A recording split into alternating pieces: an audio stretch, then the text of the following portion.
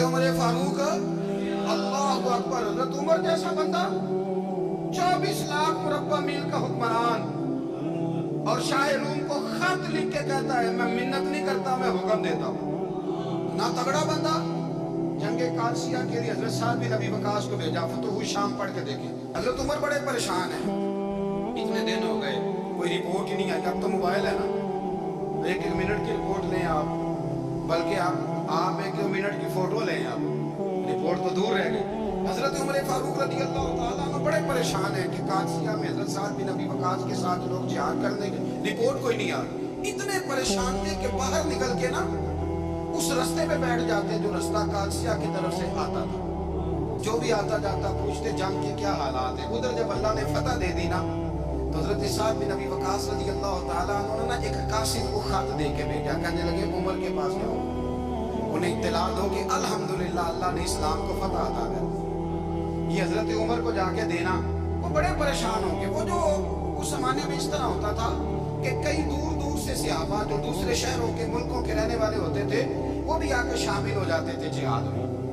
कोई एक दफा मदीने आया, कोई 2 दफा आया, फिर अपने अपने इलाकों में बात। बहुत सारे लोगों ने ज्यादा दफा हजरत उमर को देखा भी नहीं था। वो जो कासिद खत लेके आया था ना, उसने एक आध दफा देखा था, हजरत उमर बूढ़े हो गए, वो पहचानता नहीं था। उधर से वो खत लेके आ गया। हजरत उमर मदीने से बाहर निकल के उस रोड पे बैठे थे जो कादसिया में आता था। जब उस आदमी को आते देखा तो हजरत उमर उठ के खड़े हो गए, फरमाने लगे कादसिया से आ रहे हो?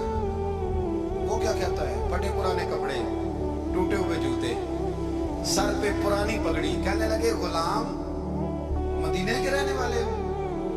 हजरत उमर कहने लगे हाँ मदीने का हूँ। कहा मैं कादसिया से आया हूँ, अल्हम्दुलिल्लाह अल्लाह ने इस्लाम को फतह दे दी है, अल्हम्दुलिल्लाह कुफर की कमर टूट गई है।